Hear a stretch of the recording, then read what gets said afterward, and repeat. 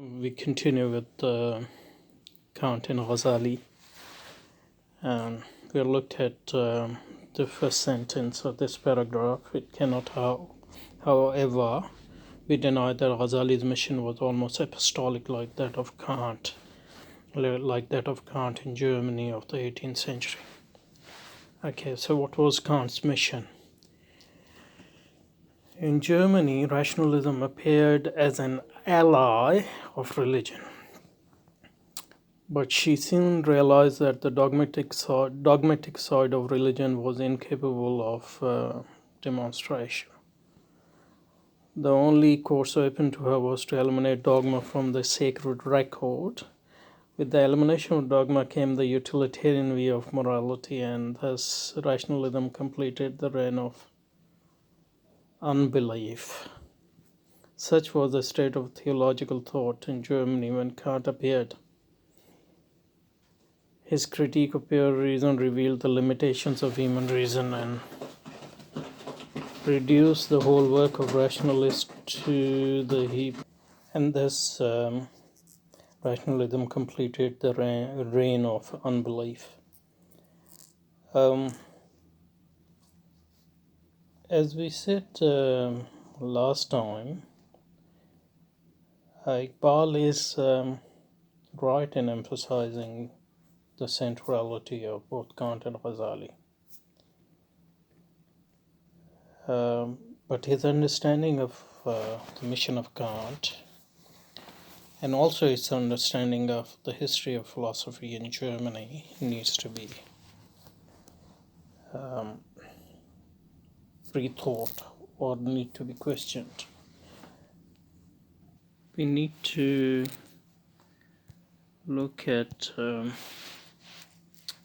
first, let us see, in Germany rationalism appeared as an ally of religion. Now first we should understand the meaning of rationalism here.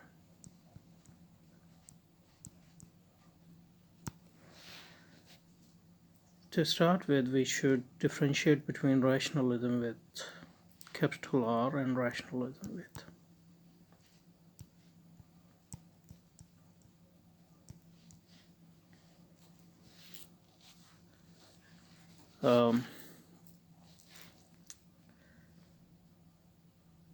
rationalism with capital R is just, let's say, the belief that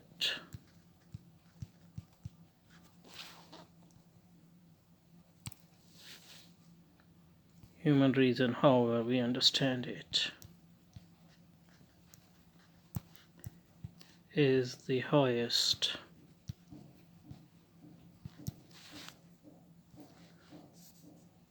or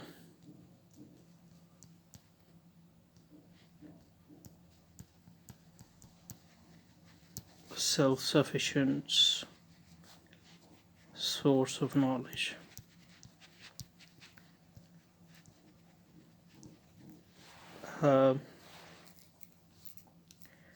And all other sources of knowledge should be subservient to it.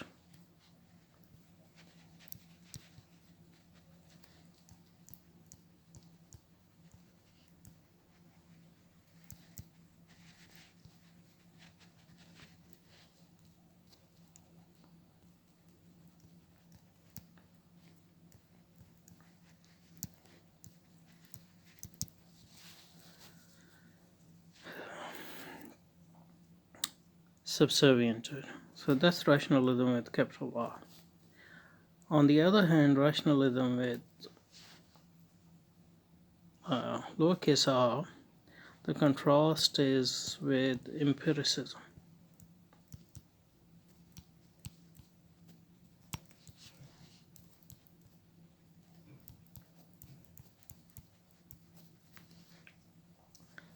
And if we limit ourselves to the modern philosophy, both rationalism and empiricism in this sense are rationalisms in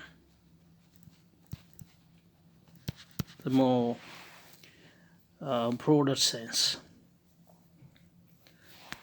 Both rationalism and empiricism here, um, generally speaking, um, believe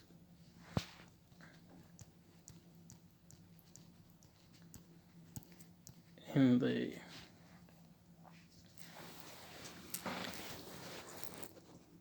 self-sufficiency of reason,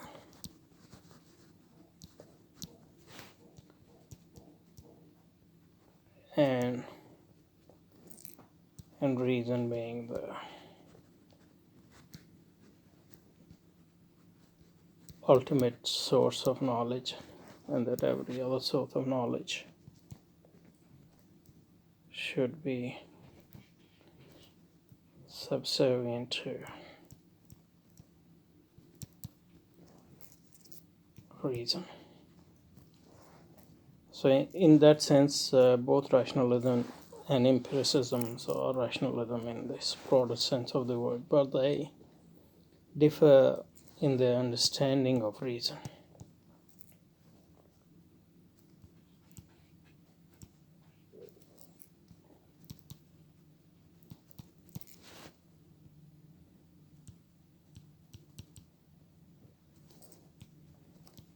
What reason is,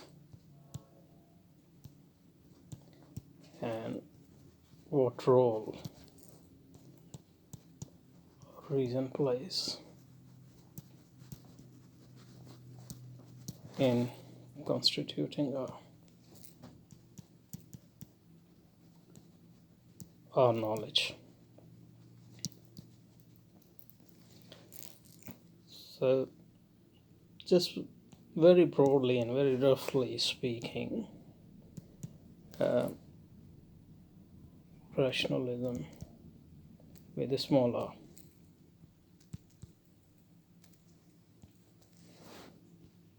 empiricism.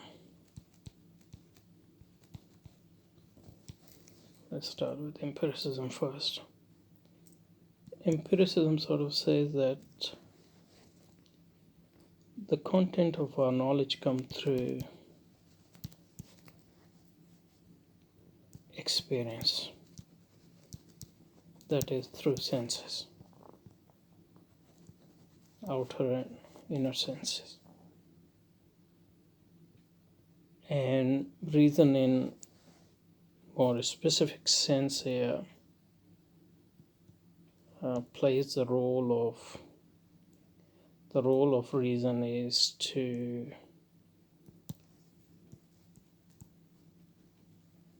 a few roles are here. Organize our experience,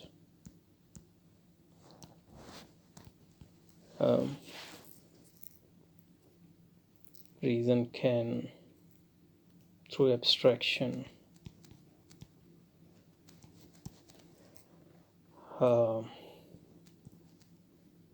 conceptualize our reason, and also reason can make inferences from the knowledge, get through senses to more general or more wider, and in some cases can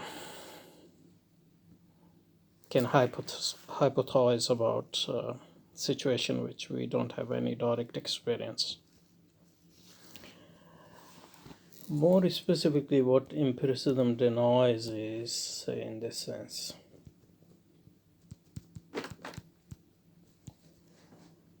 is the reason's ability to actually provide the content of knowledge.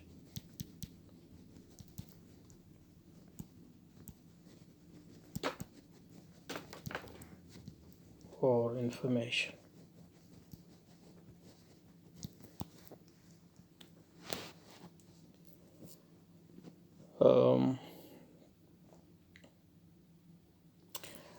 Rationalism, on the other hand, rationalists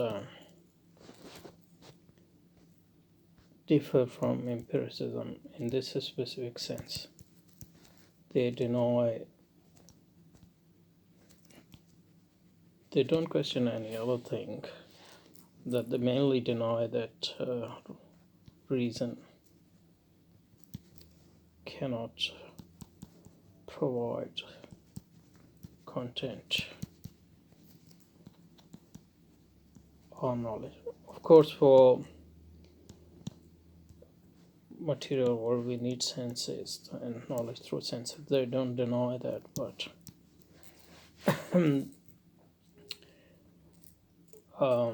for intelligible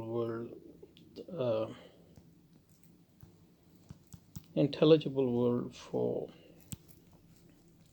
empiricists is either an abstraction or generalization or an hypothesis.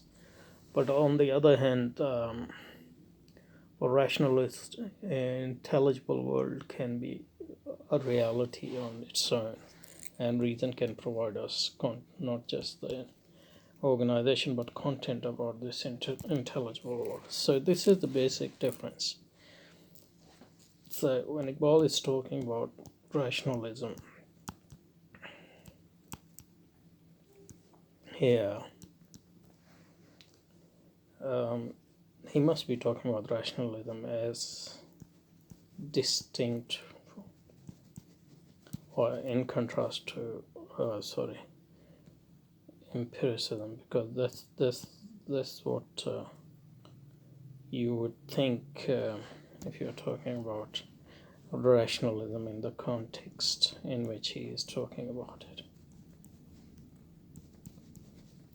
So that is rationalism. So rationalism is, it would be useful at this point to situate this divide between rationalism and empiricism in the context of the rise of modern philosophy.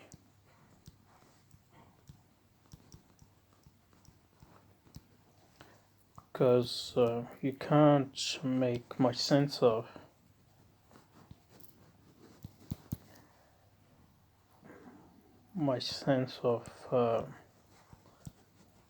Kant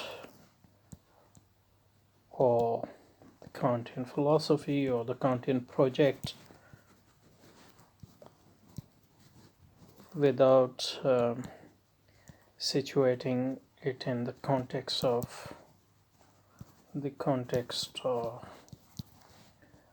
modern philosophy, in the context of modern philosophy, the rise of modern philosophy or the foundation of modern philosophy, and in the context of subsequent divide of the modernist camp into empiricist and rationalist camps. And the key figure in the rise of modern philosophy is obviously Rene Descartes.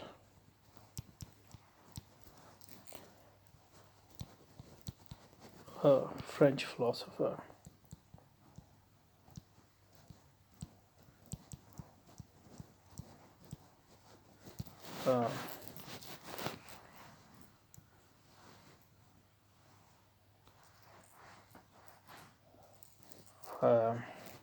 Although he was born at the end of 16th century, he lived in the first half of the 17th century. And although there are other figures involved as well, but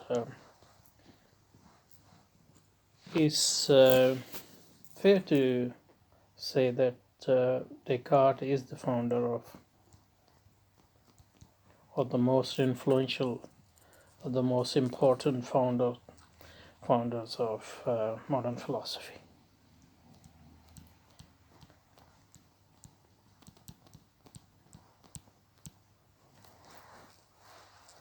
And I've made some videos on Descartes philosophy, but I want to briefly consider here the define the contribution of Descartes and the defining characteristics of modern philosophy, he found it.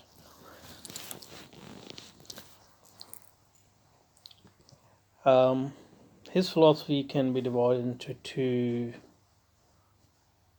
parts, or two positive, his work, positive and negative. So his negative work was the critique, developing the critique of, and basically rejecting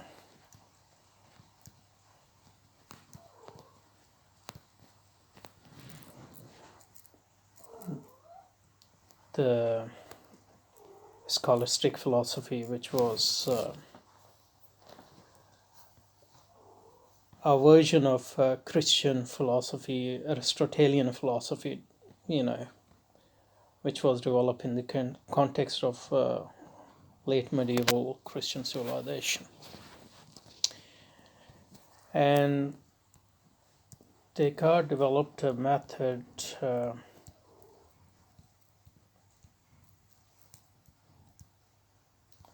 he found scholastic philosophy to be unclear and based on very shaky foundations. So he said, I'm going to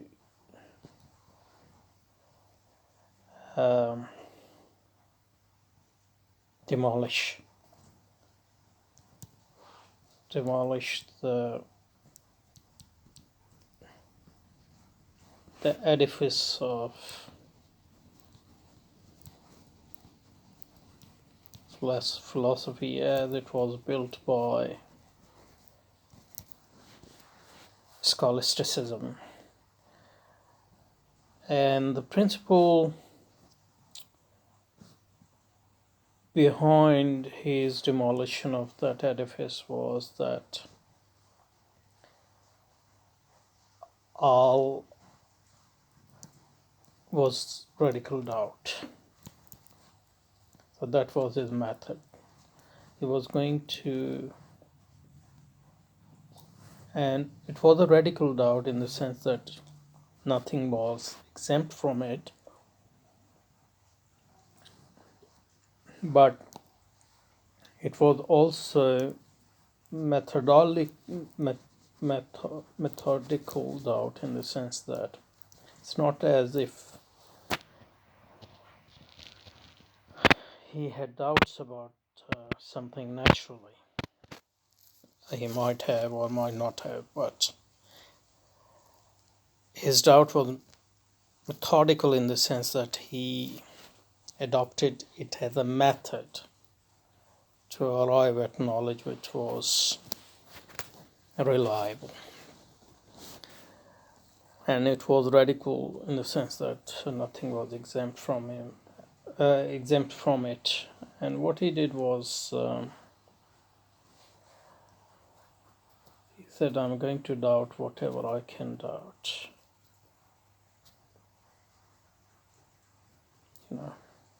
So methodically, I'm going to doubt what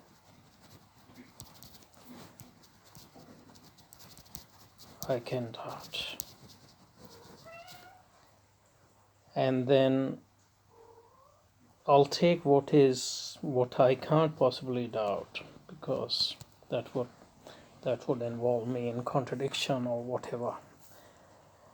And that would be something certain, and based on that something certain, I will build anew the edifice of knowledge. So Descartes' project was two-pronged: negative and positive. Negative based in radical doubt, which was also a methodical doubt, that is, was treated as a method. So I'm going to doubt everything, and this was in order to arrive at something which I can't doubt. That's why I'm calling it a methodical doubt as well. And then I will have something positive which is absolutely certain, which cannot be doubted, and on that some certain thing I will build a new edifice of knowledge. At least I'll provide foundation for such edifice which is beyond doubt and which is absolutely certain. And Descartes thought that principle which you cannot doubt was I think, or I'm thinking, therefore I am. So what I can't doubt is I can doubt the external world. I can also doubt my own body, but I can't doubt my thinking self. And this thinking self is also later called subject, or the subject, or subjectivity. So he founded the idea of modern philosophy based on the absolute certainty provided by the thinking subject. His followers then